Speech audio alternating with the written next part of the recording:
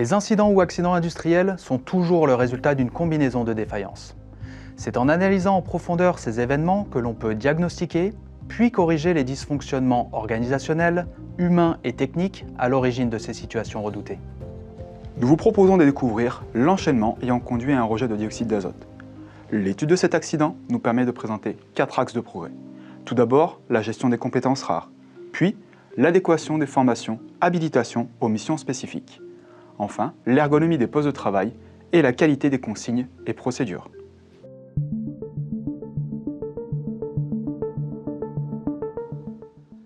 Implantée à l'origine dans un secteur rural, l'usine agroalimentaire où s'est déroulé l'événement se retrouve désormais dans un secteur très urbanisé. L'établissement relève du régime de l'enregistrement, notamment pour des activités de cuisson, transformation et broyage. Le site se compose de plusieurs ateliers de fabrication, d'une station d'épuration interne et de bâtiments de conditionnement et d'entreposage.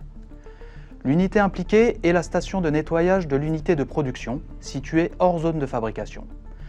Elle comprend notamment un local fermé contenant des grands récipients vrac d'acide nitrique, appelés GRV, et une zone attenante extérieure avec une cuve de 2500 litres d'acide nitrique et une cuve de 5000 litres de soude. Le nettoyage de l'unité de production, réalisé ici avec de l'acide nitrique, est essentiel pour garantir la sécurité alimentaire. L'utilisation d'acide nitrique est un standard de nettoyage pour l'industrie agroalimentaire. Il n'y a pas de risque de contact entre ces acides et les produits alimentaires. La cuve concernée est située à l'extérieur des bâtiments. Afin d'éviter des ruptures de fabrication, l'exploitant veille à ce que ces cuves soient remplies à minima de 1000 litres, ce qui correspond à sa consommation mensuelle. Comme pour les autres acides utilisés sur site, les GRV sont commandés via un logiciel de référencement des produits et fournisseurs. Ils sont ensuite transférés par pompage du GRV vers la cuve de stockage. Avant de s'intéresser au déroulé accidentel de l'événement, voyons qui en a été les principaux acteurs. Le magasinier, chargé en situation normale d'effectuer les commandes d'acide, puis leur transfert dans les cuves. Un apprenti du service exploitation, jeune et non encore formé à tous les rouages du poste. 2 techniciens du service maintenance, l'un sur site, l'autre en télétravail durant l'événement. Ensuite viendront les différents acteurs externes à l'entreprise qui ont été sollicités durant la gestion de crise. Que s'est-il alors produit ? La séquence accidentelle qui nous concerne se déroule alors que le pays est confronté à sa première période de confinement liée à la pandémie de Covid-19. Le magasinier, en charge des commandes d'acide pour les opérations de nettoyage, est en arrêt de travail. Ses missions sont alors reportées sur un collègue technicien de maintenance. Lors d'une ronde, un apprenti du service exploitation constate que la cuve d'acide nitrique est remplie à moitié. Il décide alors de demander à ce technicien de maintenance, en télétravail ce jour-là, d'effectuer la commande d'acide. Dans leurs échanges, aucun d'entre eux ne mentionne la nature de l'acide souhaité. De plus, le technicien ne parvient pas à réaliser la commande via le logiciel qui avait été mis à jour récemment. Il pense qu'un seul type d'acide est utilisé sur le site. Il décide d'appeler l'un des principaux fournisseurs, qui l'informe alors que de l'acide sulfurique est régulièrement livré en GRV. Ce que le technicien ignore, c'est que cet acide n'est utilisé que pour la station d'épuration et en aucun cas pour la station de nettoyage qui nécessite, elle, de l'acide nitrique. Une fois le GRV d'acide sulfurique livré, l'apprenti décide de réaliser le transfert en début d'après-midi. Il ne prévient pas le service sécurité, mais demande à un technicien du service maintenance, qui n'a pas été formé au risque chimique, de l'assister dans la tâche. L'apprenti initie le transfert du GRV d'acide sulfurique dans la cuve de stockage d'acide nitrique. Au bout de quelques minutes, des vapeurs blanches s'échappent de la cuve de stockage. L'apprenti stoppe alors la pompe et questionne le technicien sur l'origine possible du phénomène. Le technicien évoque la chaleur extérieure comme raison de la production de fumée. Il réenclenche la pompe. Des fumerolles jaunes s'échappent. Il arrête de nouveau la pompe. Une fois les vapeurs dissipées, il la réenclenche pour la 3e fois. C'est désormais un nuage dense orange qui s'échappe avant de se disperser. L'apprenti et le technicien arrêtent la pompe et donnent enfin l'alerte. 100 litres d'acide sulfurique et 1250 litres d'acide nitrique sont alors mélangés dans une même cuve, provoquant la formation d'un nuage de dioxyde d'azote. Devant cette situation, l'exploitant appelle les sapeurs-pompiers, fait évacuer les 70 personnes de son site et arrête sa production. 2 rideaux d'eau sont positionnés pour dissoudre le nuage. La cuve est refroidie à l'aide d'une lance. Un périmètre de sécurité est établi. Les riverains et les commerces se trouvant à proximité sont invités à se confiner pendant 5 heures. Les relevés de qualité de l'air effectués sur le site confirment l'absence de risque pour les équipes, les riverains et les produits. Une fois la situation stabilisée vers 19 h, l'activité est autorisée à reprendre progressivement le soir même. Grâce au refroidissement de la cuve, il n'est plus observé de dégagement de chaleur ni de fumée. Cependant, nul ne sait si le mélange est encore réactif ou non. L'absence de ce scénario dans l'étude de danger est un point défavorable dans la gestion de crise, car elle ne permet pas de connaître la réaction en cours. Par précaution, l'exploitant en relation avec les sapeurs-pompiers maintient le refroidissement de la cuve et surveille l'ensemble durant 2 jours avant l'intervention d'une entreprise spécialisée dans le traitement des produits chimiques. Elle confirme la réactivité du mélange, ce qui empêche son dépotage direct. Un nouveau mode opératoire est étudié et proposé aux autorités. Ce procédé consiste à stabiliser le mélange avec de l'acide chromique, puis pomper et mettre en fût des déchets, et enfin démanteler la cuve.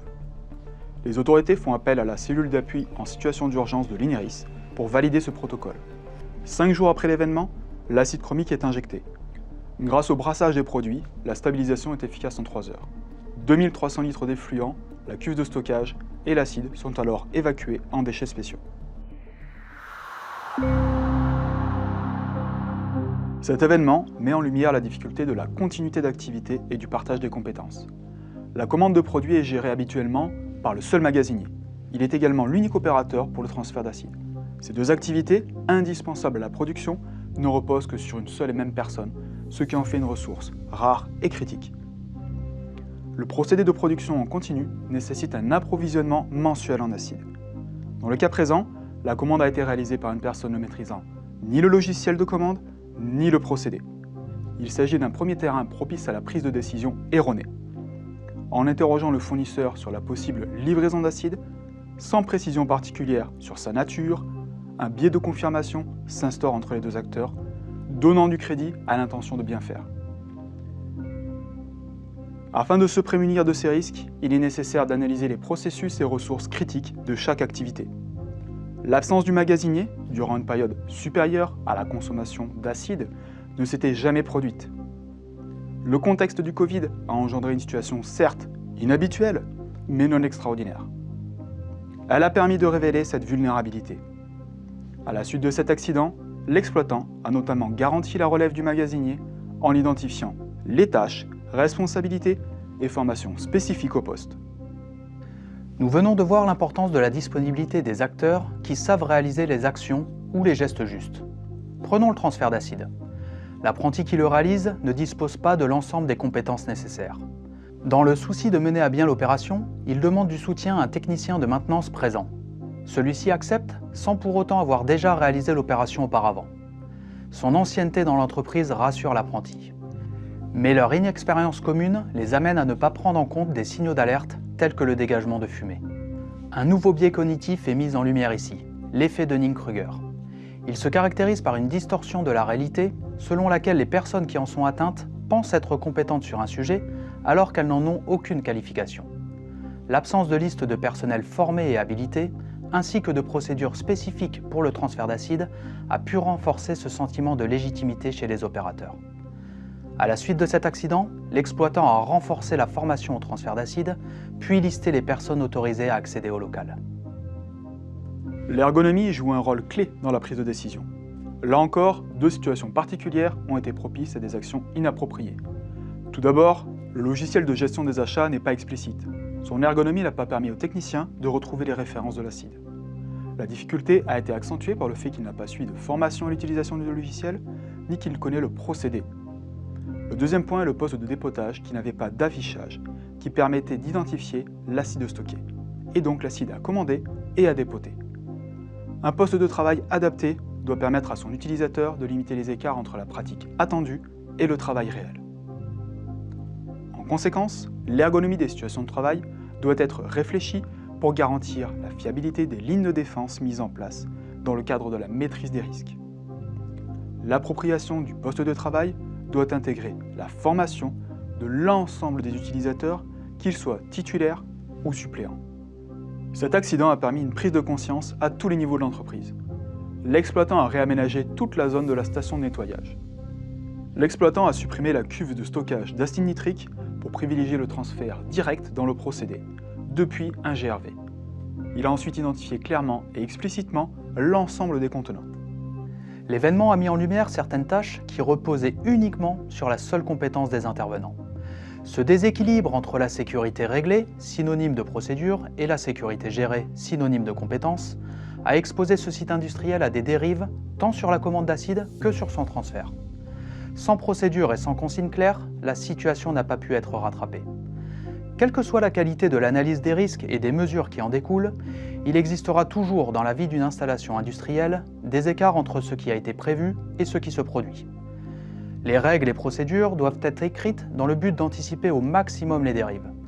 Si malgré tout, des interrogations subsistent dans la réalisation de tâches, les minutes d'arrêt permettant de réfléchir avant d'agir ou la vérification par des points de contrôle de la bonne réalisation des actions doivent être développées. L'équilibre entre la formation, le maintien des compétences, la qualité des procédures doit être périodiquement réinterrogé afin de maîtriser les risques. La gestion de crise par l'exploitant a permis d'éviter des victimes et de limiter l'impact sur la production. La réaction immédiate, tant des opérateurs que des sapeurs-pompiers, a assuré la maîtrise de la dispersion du nuage.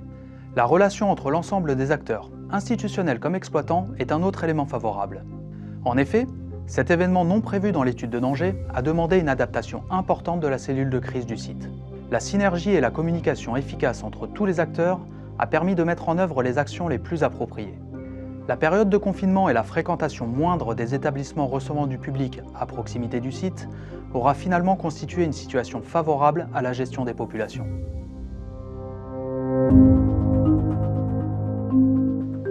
Nous voyons ici que les facteurs humains et d'organisation jouent un rôle essentiel dans la prévention des risques industriels, quel que soit le régime de l'installation.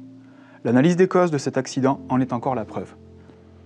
En parallèle des actions de réduction du risque à la source, les mesures de prévention et protection à mettre en place concernent autant les aspects d'organisation que de technique. Nous devons être conscients que l'environnement autour des sites, mais aussi les hommes, le matériel à l'intérieur des sites, sont amenés à évoluer dans le temps.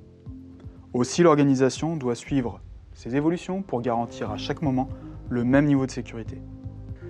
L'analyse de cet événement nous conduit à rappeler les principes suivants.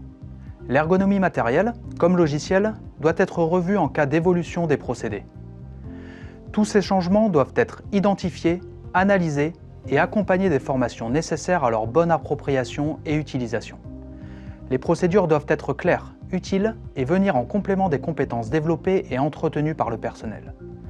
Tout ceci afin d'assurer la continuité d'activité pour une exploitation en toute sécurité, quelles que soient les circonstances. Dernier point, attardons-nous sur les substances concernées par cet événement. Il s'agit de deux acides dont le mélange conduit à une réaction non désirée. Concernant les mélanges incompatibles, notre attention est régulièrement portée sur les mélanges acide-base. Ici, l'accidentologie vient nous démontrer que la probabilité d'un mélange acide-acide n'est pas à sous-estimer.